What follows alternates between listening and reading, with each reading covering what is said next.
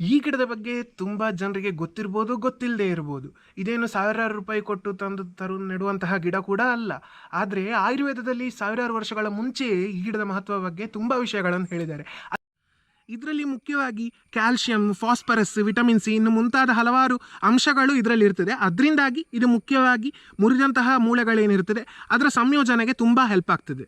ಏನೆಲ್ಲ ಹೇಳಿದ್ದಾರೆ ಅಂತ ಈ ವಿಡಿಯೋದಲ್ಲಿ ತಿಳ್ಕೊಳ್ಳೋಣ. ಸಂಪೂರ್ಣವಾಗಿ ಈ ವಿಡಿಯೋವನ್ನು ನೋಡಿ ಹಾಗೂ ವಿಷಯಗಳನ್ನು ತಿಳ್ಕೊಳ್ಳಿ. ಅದಕ್ಕಿಂತ ಮೊದಲು ನಮ್ಮ ಇಲ್ಲಿ ಒಂದು ಸ್ವಲ್ಪ ತೋಟದ ಕೆಲಸ ಎಲ್ಲ ಏನೆಲ್ಲ ಮಾಡಿದ್ದಾರೆ ಅಂತ ನೋಡಿಕೊಂಡು ಬರೋಣ. ನಿನ್ನೆ ನಾನು ಈ ರೋಡ್ ಸೈಡಲ್ಲಿ ಉಂಟಲ್ವ, ನಮ್ಮ ರೋಡ್ ಸೈಡಲ್ಲಿ, ನಮ್ಮ ಕಂಪೌಂಡ್ ಸೈಡಲ್ಲಿ ಹೀಗೆ ನೋಡಿ ಕಮ್ಯುನಿಸ್ಟ್ ಗಿಡಗಳೆಲ್ಲ ಇತ್ತು. ಇಂಥದನ್ನೆಲ್ಲ ತೆಗೆದು ಹೀಗೆ ಹಾಕ್ಕೊಂಡು ಹೋದೆ, ಕ್ಲೀನ್ ಮಾಡಿದೆ. ಈ ಸೈಡೆಲ್ಲ ತುಂಬ ದೊಡ್ಡಾದ ಮೇಲೆ ಕಷ್ಟ ಆಗ್ತದೆ ಎಲ್ಲ ಇಳಿದು ತೆಗಿಲಿಕ್ಕೆ, ಬೇರು ಸಮೇತ ಬರುವುದಿಲ್ಲ. ನೋಡಿ ಇಲ್ಲಿ ಒಂದು ನನಗೆ ಕಣಿ ಮಾಡುವ ಕೆಲಸ ಉಂಟಾಯ್ತು. ಅದು ನೀರು ಹೋಗುವಾಗೆ ಅಲ್ಲಿಗೊಂದು ನಿಲ್ತದೆ, ನೀರು ಚೋರು ಆಗ್ತದೆ ತುಂಬ. ಹಾಗೆ ಈ ಸೈಡಲ್ಲೂ ಹಾಗೆ ರೋಡಿಗೆಲ್ಲ ಬಂದದನ್ನು ಕಡಿದುಕೊಂಡು, ಇಲ್ಲೆಲ್ಲ ತುಂಬ ಹುಲ್ಲುಗಳಿತ್ತು, ಅದನ್ನು ಎಲ್ಲ ತೆಗೆದುಕೊಂಡೋಗಿ ಅಲ್ಲಿ ನಮ್ಮ ಗುಡ್ಡೆಯ ಒಳಗೆ ಹಾಕ್ತೆ. ಈ ಸೈಡಲ್ಲೆಲ್ಲ ಕಡಿದೆ ನೋಡಿ, ಇಲ್ಲೆಲ್ಲ ಸ್ವಲ್ಪ ಹೊರಗೆ ಬಂದುಕೊಂಡೆಲ್ಲ ಇತ್ತು, ಅದನ್ನೆಲ್ಲ ಕಡಿದು ಕೆಲವೆಲ್ಲ ನೋಡಿ ಇಲ್ಲೇ ಹಾಕಿದ್ದೇನೆ. ಮಂಗ ಉಂಟಾ ನೋಡುದು, ನಾನು ಸೌಂಡ್ ಆಗ್ತಾ ಉಂಟು. ಇಲ್ಲೆಲ್ಲ ನೋಡಿ ಹೀಗೆ ಸೈಡಿಗೆ ಒಳಗಿಟ್ಟೆ, ಇಲ್ಲೆಲ್ಲ ತುಂಬಿಕೊಂಡಿತ್ತು ತುಂಬ, ಅದನ್ನೆಲ್ಲ ಕ್ಲೀನ್ ಮಾಡಿದೆ. ಇಲ್ಲಿ ನೋಡಿ ಸ್ವಲ್ಪ ನಾನು ಕತ್ತಿಯಲ್ಲ ಇಲ್ಲಿ ನೀರು ಈಚೆ ಹೋಗಿ ಹಾಳಾಗದಾಗೆ ಮಾಡಿದ್ದು ಬಂದು, ಮಣ್ಣು ಬಟ್ಟೆಯಲ್ಲಿ ತಂದು ಹಾಕಿ ಸರಿ ಮಾಡಬೇಕಿತ್ತು. ಆದರೂ ಇಷ್ಟು ಹೀಗೆ ನೀರು ಹೋಗುವಾಗೆ ಸರಿ ಮಾಡಿಟ್ಟೆ.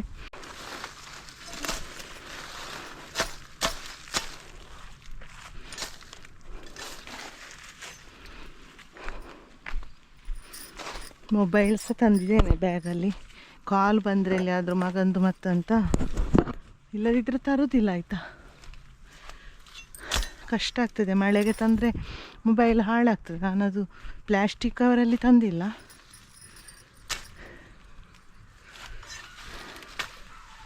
ನೋಡಿ ಅಲ್ಲಿ ಜೋರು ಆಡ್ತಾ ಇದೆ ಮಂಗ. ಈ ಸೈಡು ನೋಡಿ ಅಲ್ಲಿ ಓಡ್ತಾ ಇದೆ, ಕಾಣ್ತದೆ ಗೊತ್ತಿಲ್ಲ, ಆ ದೊಡ್ಡ ಮರದಲ್ಲಿ ಇದೆ. ಅಲ್ಲಿ ಆ ಕಾಡಲ್ಲಿ ಫುಲ್ ಇದೆ ಮಂಗ. ನಾನು ಮಾತಾಡಿದೆ ಅದರ ಹತ್ರ ಅಂತ ಅಂದ್ಕೊಂಡಿರ್ಬೋದಲ್ಲ, ಮಂಗನ ಹತ್ರ ಮಾತಾಡೋದಂತ. ಉರಿ ಸೌಂಡ್ ಇಲ್ಲಿ, ಉರಿ ಮೂಡ ಇದೆ ನೋಡಿ ಇಲ್ಲಿ. ಈ ಹಗ್ಗ ಎಲ್ಲ ತುಂಬಿದ್ರೆ ಏಯ್ ಎಂತ ಜಗಳ ಮಾಡಿಕೊಳ್ತಾ ಉಂಟು. ನಂಗೇನು ಮಾಡಲಿಕ್ಕಿಲ್ಲ ಅಲ್ಲಪ್ಪ, ಯಾರೂ ಇಲ್ಲ ಇಲ್ಲಿ, ನಾನು ಒಬ್ಬಳೇ ಇದ್ದೇನೆ. ಉರಿ ಸಹ ತುಂಬ ಉರಿ ಇದೆ ಇಲ್ಲಿ, ಇದೆಲ್ಲ ಕಚ್ಚುತ್ತದೆ. ಏನು ಮಾಡಲಿಕ್ಕೆ ಆಗೋದಿಲ್ಲ, ತುಂಬ ಉರಿ ಮೂಡಿದೆ. ಕಲ್ಲೆಲ್ಲ ಬೀಳ್ತದೆ ಮುಟ್ಲಿಕ್ಕೆ ಹೋದರೆ.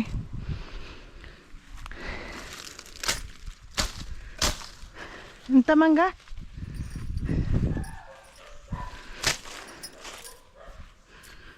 ನೋಡಿ, ಅದು ಈ ಸೈಡಿಗೆ ಬರ್ತಾ ಉಂಟು, ನಮ್ಮ ತೆಂಗಿನ ಮರದ ಹತ್ತಿರ ನೋಡ್ತಾ ಉಂಟು. ಈಗ ನೋಡಿ ಸಣ್ಣ ಮರಿ ಇದೆ ಆಯ್ತು ಅದರಲ್ಲಿ, ಹೋಗ್ತದೆ ತೆಂಗಿನ ಮರಕ್ಕೆ ಇವಾಗ. ನೋಡಿ ಹೋಯ್ತು, ಅದರಲ್ಲೇ ಹೋಗುದು ನೋಡಿ ಹತ್ತಿಕೊಂಡು. ನೋಡಿ ಅಲ್ಲಿ ಕಾಣ್ಬೋದು ಇವಾಗ, ಅದರಿಂದ ಆ ತೆಂಗಿನ ಮರಕ್ಕೆ ಹಿಡಿ, ಅಲ್ಲಿ ನೋಡಿ ಹೋಗ್ತಾ ಇರೋದು.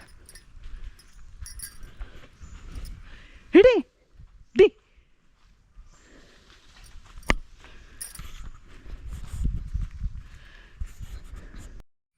ನೋಡಿ ಈಗ ನನ್ನ ಕೈಯಲ್ಲಿರುವಂತಹ ಗಿಡ ತುಂಬ ವಿಶೇಷ ಗಿಡ ಅಂತ ಏನಲ್ಲ, ಕೆಲವರಿಗೆ ಗೊತ್ತಿರುತ್ತೆ, ಸಾಮಾನ್ಯ ಗಿಡ ಅಂತ ಅಂದ್ಕೊಂಡಿರ್ತಾರೆ. ಆದರೆ ತುಂಬ ಜನರಿಗೆ ಇದರ ಬಗ್ಗೆ ಗೊತ್ತಿರಲ್ಲ. ಹಾಗಾಗಿ ಇದರ ಒಂದು ಮಹತ್ವದ ವಿಷಯಗಳ ಬಗ್ಗೆ ನಾನು ಇಲ್ಲಿಗೆ ಹೇಳಲಿಕ್ಕೆ ಹೊರಟಿದ್ದೇನೆ. ನೋಡಿ, ಇದಕ್ಕೆ ಕನ್ನಡದಲ್ಲಿ ನಾವು ನಮ್ಮಲ್ಲೆಲ್ಲ ಹೇಳುವಂತಹ ಹೆಸರು ಸಂದುಬಳ್ಳಿ ಅಂತ. ನೋಡಿ ಇದರ ಗಿಡ ಹೇಗಿದೆ ಅಂತ. ಸಂಸ್ಕೃತದಲ್ಲಿ ಅಂದರೆ ಆಯುರ್ವೇದದಲ್ಲಿ ಇದರ ಹೆಸರು ಏನು ಅಂತಂದರೆ ಅಸ್ಥಿಶೃಂಖಲ ಅಂತ. ನೋಡಿ ಮೊದಲು ಇದರ ಈ ಕಾಂಡವನ್ನು ಗಮನಿಸಿ ನೀವು. ನೋಡಿ 4 ಕಡೆಯಿಂದ ಒಂದು ಚೌಕದ ಆಕಾರದಲ್ಲಿ ಈ ಥರ ಇರ್ತದೆ. ಹೇಗೆ ನಮ್ಮ ಮೂಳೆಗಳು ಒಂದಕ್ಕೊಂದು ಜಾಯಿಂಟ್ ಆಗಿ ಯಾವ ಥರ ಇರ್ತದ, ಒಂದು ಮೂಳೆ ಇನ್ನೊಂದು ಮೂಳೆಗೆ ಜಾಯಿಂಟ್ ಆಗಿರ್ತದೆ, ಅದೇ ಕ್ರಮದಲ್ಲಿ ನೀವು ಇದನ್ನು ಸರಿ ಹತ್ತಿರದಿಂದ ನೋಡಿ ಗೊತ್ತಾಗುತ್ತೆ. ಒಂದಕ್ಕಿಂತ ಇನ್ನೊಂದು ಒಂಥರ ಜಾಯಿಂಟ್ ಆಗಿರ್ತದೆ. ಈಗ ನೋಡಿ, ಅಸ್ಥಿ ಅಂತಂದರೆ ಏನು, ಅದು ಮೂಳೆ ಅಥವಾ ಬೋನ್ಸ್ ಅಂತ ಹೇಳ್ತೇವೆ. ಶೃಂಖಲ ಅಂದರೆ ಒಂದು ಸರಪಳಿ. ಹಾಗೆ ಅಸ್ಥಿ ಶೃಂಖಲ ಅಂತ ಇದಕ್ಕೆ ಆಯುರ್ವೇದದಲ್ಲಿ ಹೆಸರಿಟ್ಟಿದ್ದಾರೆ. ನೋಡಿ, ಈ ಥರ ಇದರ ಬಳ್ಳಿ ಹೋಗಿರ್ತದೆ. ಪ್ರತಿಯೊಂದು ಇದರ ಈ ಗಂಟನ್ನು ನೀವು ಒಬ್ಸರ್ವ್ ಮಾಡಿ, ಗಂಟಿಂದ ಒಂದು ಹೊಸ ಗಿಡ ಉದ್ಭವ ಆಗುವಂತಹ ಶಕ್ತಿ ಇದಕ್ಕಿರ್ತದೆ. ಇದರ ತುಂಡನ್ನು ಹೀಗೆ ನೀವು ಮಾಡಿ ನೆಟ್ಟರು ಕೂಡ ಸುಲಭವಾಗಿ ಬೆಳೆಯುವಂಥ ಗಿಡ ಆಗಿರ್ತದೆ. ಇದು ಮರ ಒಂದು ಕ್ಲೈಂಬರ್ ಅಂತಲೇ ಹೇಳ್ಬೋದು. ಮರಕ್ಕೆಲ್ಲ ನೀಟಾಗಿ ಹತ್ತಿಕೊಂಡು ಬಿಡ್ತದೆ. ಆಯಿತಾ? ಆಚಾರ್ಯರು ಈ ಗಿಡಗಳಿಗೆ ಬೇರೆ ಬೇರೆ ಹೆಸರನ್ನು ಇಟ್ಟಿದ್ದಾರೆ. ಈ ಗಿಡಕ್ಕೆ ಅದು ಅಸ್ಥಿ ಸಂಹಾರಿ ಅಥವಾ ಅಸ್ಥಿ ಸಂಯೋಜಕ ಅಥವಾ ವಜ್ರವಲ್ಲಿ, ಈ ಥರ ಬೇರೆ ಬೇರೆ ಹೆಸರು ಈ ಗಿಡಕ್ಕೆ ಇಟ್ಟಿದ್ದಾರೆ. ಒಮ್ಮೆ ಯೋಚನೆ ಮಾಡಿ, ಹಿಂದಿನ ಕಾಲದಲ್ಲಿ ಯಾವುದೇ ರೀತಿಯಾದ ಸ್ಕ್ಯಾನಿಂಗ್ ಆಗಿರ್ಬೋದು ಅಥವಾ ಆಸ್ಪತ್ರೆಗಳಾಗಿರ್ಬೋದು, ಎಕ್ಸ್ರೇ ಮಿಷಿನ್ಸ್ ಅಂಥದ್ದು ಇಲ್ಲದೆ ಇರುವ ಸಂದರ್ಭದಲ್ಲಿ ಕೂಡ ನಮ್ಮ ಪೂರ್ವಜರು ಇಂತಹ ನಮ್ಮ ಪ್ರಕೃತಿಯಲ್ಲಿ ಇರುವಂತಹ ಕೆಲವೊಂದು ಗಿಡಮೂಲಿಕೆಗಳನ್ನು ಬಳಸಿಕೊಂಡು ಹಲವಾರು ಚಿಕಿತ್ಸೆಗಳನ್ನು ಮಾಡುತ್ತಿದ್ದರು. ಆದರೆ ಈಗಿನ ಕಾಲದಲ್ಲಿ ಇಂಥದ್ದೆಲ್ಲ ವ್ಯವಸ್ಥೆಗಳು ಇದ್ದರೂ ಕೂಡ ಈ ಗಿಡದ ಪ್ರಯೋಜನ ಈಗ ಕೂಡ ತುಂಬ ಜನರು ಬಳಕೆ ಮಾಡ್ತಾರೆ. ನಮಗೆ ಗೊತ್ತಿರುವವರಾಗಿರ್ಬೋದು ಅಥವಾ ಈಗಿನ ಕಾಲದ ಕೆಲವು ಆಯುರ್ವೇದ ವೈದ್ಯರಾಗಿರ್ಬೋದು, ಮಾಡರ್ನ್ ಟೆಕ್ನಾಲಜಿಗಳ ಜೊತೆಗೆ ಇಂತಹ ಸಾಂಪ್ರದಾಯಿಕ ಕೆಲವೊಂದು ಔಷಧಿಗಳನ್ನು ಇಂಟಗ್ರೇಟೆಡ್ ಆಗಿ ಪ್ರಾಕ್ಟೀಸ್ ಮಾಡುವಂಥವ್ರು ಕೂಡ ಇದ್ದಾರೆ. ಇದರ ಚೂರ್ಣ ಆಗಿರ್ಬೋದು ಅಥವಾ ಇದರ ಸ್ವರಸ ಆಗಿರ್ಬೋದು, ಬೇರೆ ಬೇರೆ ರೀತಿಯಲ್ಲಿ ಇದರ ಪ್ರಯೋಜನವನ್ನು ಮಾಡ್ತಾರೆ. ಯಾಕಂದರೆ ಇದು ಅಸ್ಥಿ ಸಂಯೋಜಕ ಅಂತ ಹೇಳ್ತಾರೆ.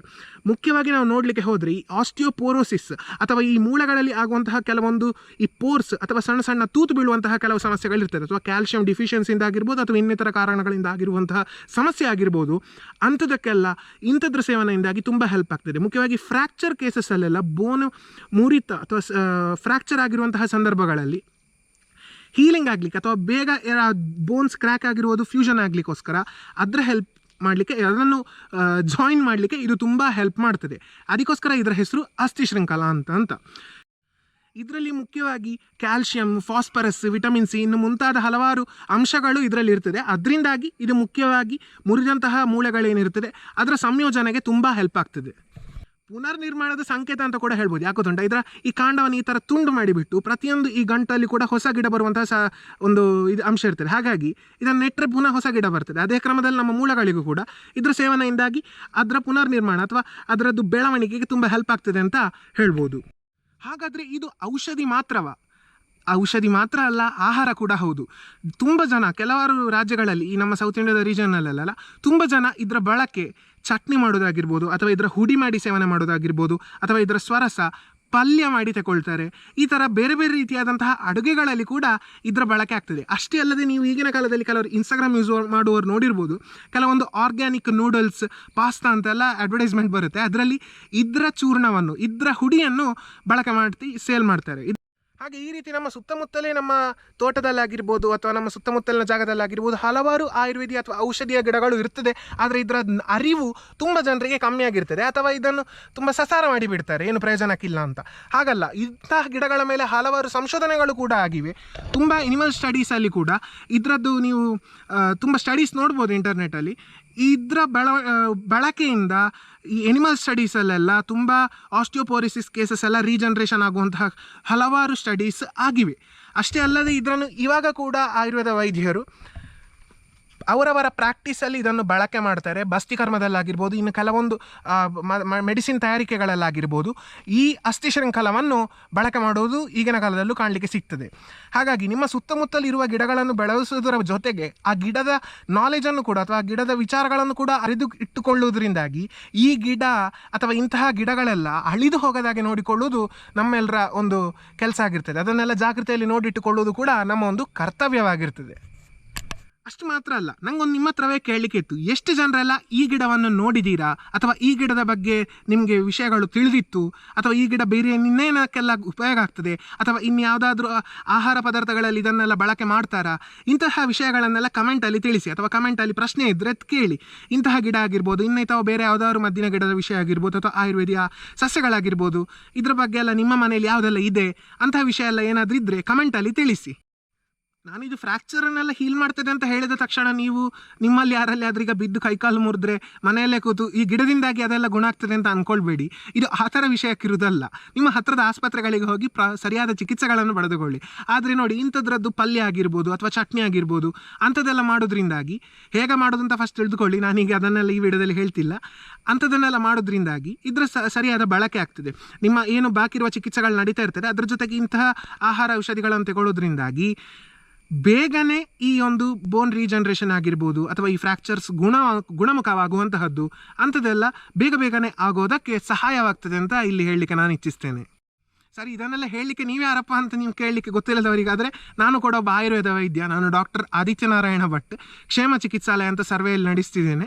ಹಾಗಾಗಿ ನಾ ಈ ಔಷಧೀಯ ಗಿಡಗಳನ್ನೆಲ್ಲ ಗೊತ್ತಿಲ್ಲದವರಿಗೆ ತಿಳಿಸೋಣ ಅಂತ ಈ ವ್ಲಾಗಲ್ಲಿ ಇದರ ಬಗ್ಗೆ ಹೇಳಲಿಕ್ಕೆ ಹೊರಟದ್ದು. ಆಯಿತಾ?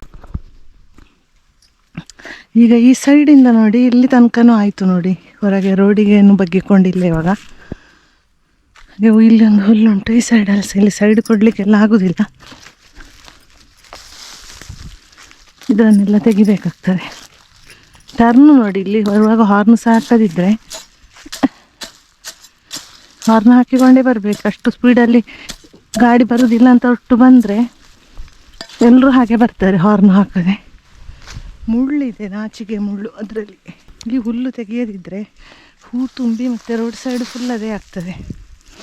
ನಾನು ಅದನ್ನು ಹೀಗೆ ಇಟ್ಟು ಸಾಯಿಸೋದಾಯ್ತು. ನನಗೆ ಅನ್ನ ಇಟ್ಟಾಗಿಲ್ಲ, ಇನ್ನು ಹೋಗಿ ಆ ಕೆಲಸ ಉಂಟು. ಒಂದು ಸ್ವಲ್ಪ ಇಟ್ಟರೆ ಆಯಿತು, ನಾನೊಬ್ಬಳೆ ಅಲ್ವಾ. ಕೆಲಸ ಮಾಡಿ ಸುಸ್ತಾದಾಗ ಹೋದಾಗೆ ಊಟ ಮಾಡಲಿಕ್ಕೂ ಆಗೋದಿಲ್ಲ. ಇವಾಗ ನೋಡಿ ನಮ್ಮ ಸೈಡ್ ಕ್ಲೀನ್ ಆಯಿತು. ಅಲ್ಲಿ ಕರೆಂಟ್ ಕಂಬದ ಸೈಡಲ್ಲೆಲ್ಲ ಉಂಟದು ಮುಟ್ಲಿಲ್ಲ ನಾನು. ನಮ್ಮ ಸೈಡೆಲ್ಲ ಕ್ಲೀನ್ ಮಾಡಿದೆ. ಇದರಲ್ಲೆಲ್ಲ ಬಳ್ಳಿ ತುಂಬಿಕೊಂಡು ಭಾರಿ ಕಷ್ಟ ಆಯಿತು.